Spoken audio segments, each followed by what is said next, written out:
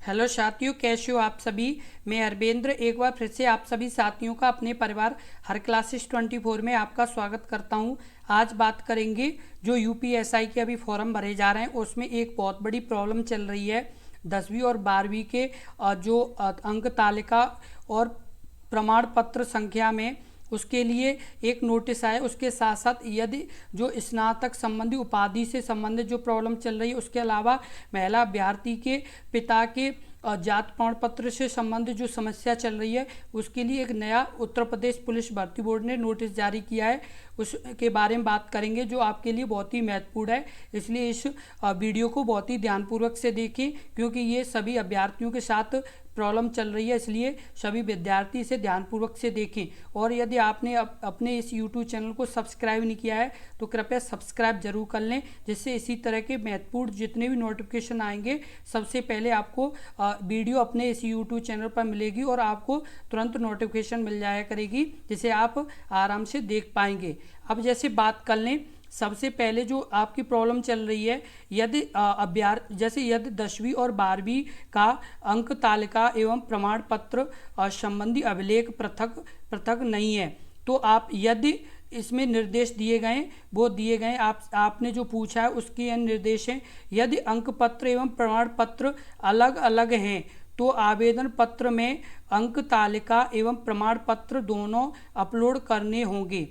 इसमें स्पष्ट बोला गया है यदि अंक पत्र एवं प्रमाण पत्र अलग अलग हैं तो आवेदन पत्र में अंक तालिका एवं प्रमाण पत्र दोनों अपलोड करने होंगे। उसके अलावा बोला यहाँ पर बताया गया है यदि एक ही अभिलेख में अंक तालिका और प्रमाण पत्र दोनों शामिल हैं तो ऐसी दशा में आवेदन पत्र के अंक तालिका एवं प्रमाण पत्र के दोनों स्थानों में यही एक अभिलेख अपलोड किया जाएगा। इसमें आपको बताया गया यदि एक ही अभिलेख में अंक तालिका और प्रमाण पत्र दोनों शामिल हैं, जैसे एक ही जैसे मार्कशीट या एक ही जैसे आपके पास कॉपी है उसमें दोनों चीज़ दी गई हैं, तो उसमें ये बताया गया तो ऐसी दशा में आवेदन पत्र के अंक तालिका एवं प्रमाण पत्र के दोनों स्थानों में यही एक अभिलेख अपलोड किया जाएगा। उसके बाद बात कर लें, यदि स्नातक उपाधि उपलब्ध नहीं है तो क्या करना होगा। यदि स्नातक की अंक तालिका अपलोड करना अनिवार्य है, स्नातक की जो अंक तालिका है वो अपलोड करना क्या है अनिवार्य है, इसमें नोटिस में स्पष्ट बताया गया है।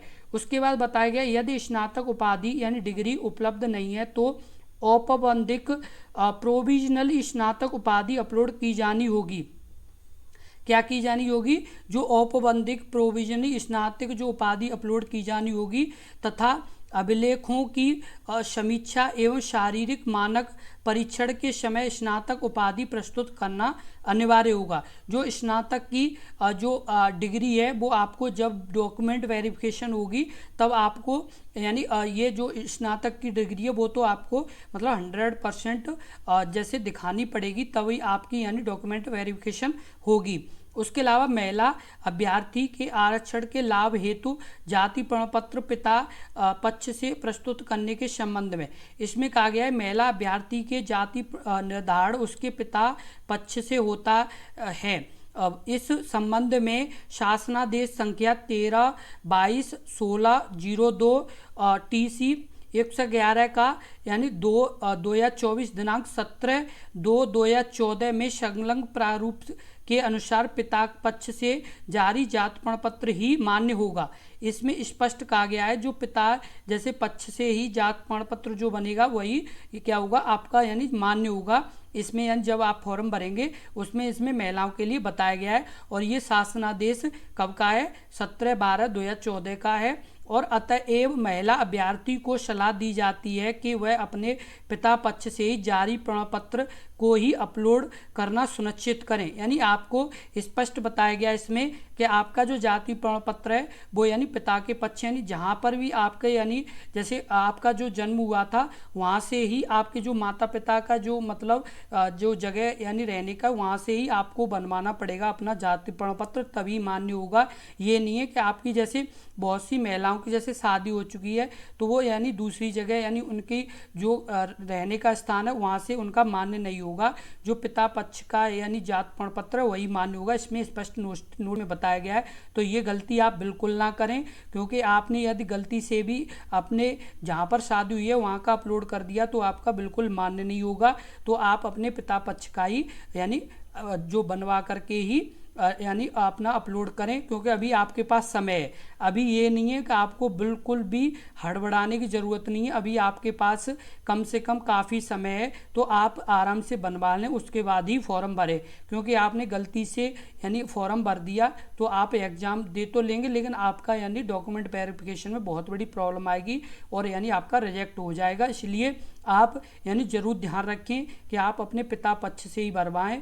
और क्योंकि यदि अभी तो आपके पास समय है और आप ये गलती यदि कर दी तो फिर कोई सॉल्यूशन नहीं, क्योंकि स्पष्ट नोटिस में बताया गया है और जो बात नोटिस में बताई गई है फिर वो बाद में बिल्कुल भी नहीं मानी जाएगी, क्योंकि यदि उसमें स्पष्ट बोला जो गया वही माना जाएगा। ये नहीं है कि यदि आपने जो अपलोड कर दिया वो माना जाए, बिल्कुल नहीं, जो यहाँ पर बताया गया वही अपलोड करना होगा। उसके साथ साथ जो यानी अभ्यर्थी जिनके पास स्नातक की डिग्री नहीं है वो अपनी स्नातक की डिग्री डॉक्यूमेंट वेरिफिकेशन तक अपनी ज़रूर ले लें, क्योंकि डॉक्यूमेंट वेरिफिकेशन में आपको दिखानी पड़ेगी, अन्यथा मान्य नहीं होगी। उसके अलावा यानी एक और जो 10th और 12वीं की जो बात की गई है, जैसे बहुत से अभ्यर्थियों की क्या है कि अंक तालिका और प्रमाण पत्र दोनों एक ही साथ शामिल हैं, तो उन्हें क्या करना होगा कि एक ही अपलोड यानी अभिलेख अपलोड करना होगा।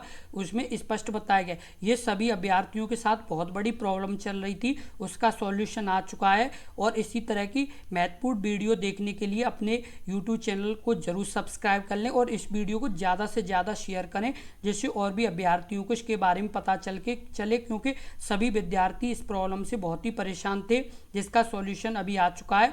तो अब आप ये समझ चुके हैं, इसके हिसाब से ही अपना फॉर्म भरें, अब आपकी कोई भी गलती नहीं होगी। यदि आपने और एक चीज़ जरूर ध्यान रखें, आपका चाहे 1 घंटा ज़्यादा लग जाए, फॉर्म को बिल्कुल सही और सटीक भरना है। ये नहीं है कहीं भी आपकी यदि गलती होती है तो फिर आपको बाद में बहुत बड़ी प्रॉब्लम हो सकती है।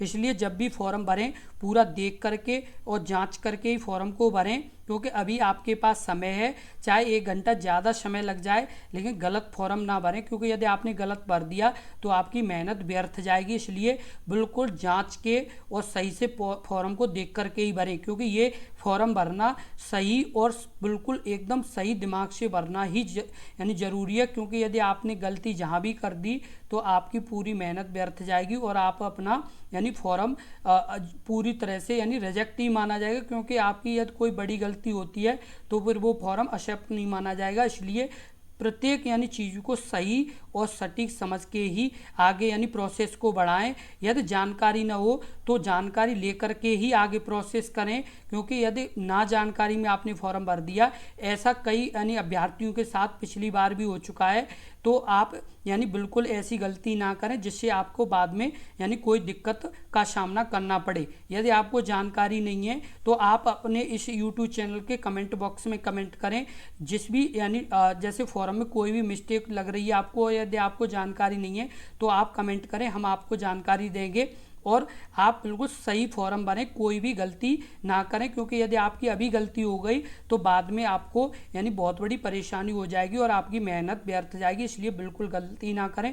और यदि आपको वीडियो अच्छी लगी हो तो कृपया लाइक ज़रूर कर दें और यानी कमेंट, कोई भी आपको प्रश्न पूछना हो आप कमेंट ज़रूर करें। धन्यवाद।